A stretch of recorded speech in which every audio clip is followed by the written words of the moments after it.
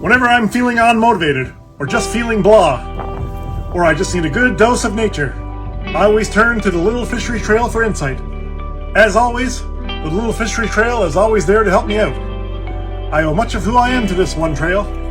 I owe this trail many thanks and appreciation for what it has given me and for what it has helped me through. I always feel welcome when I'm out there.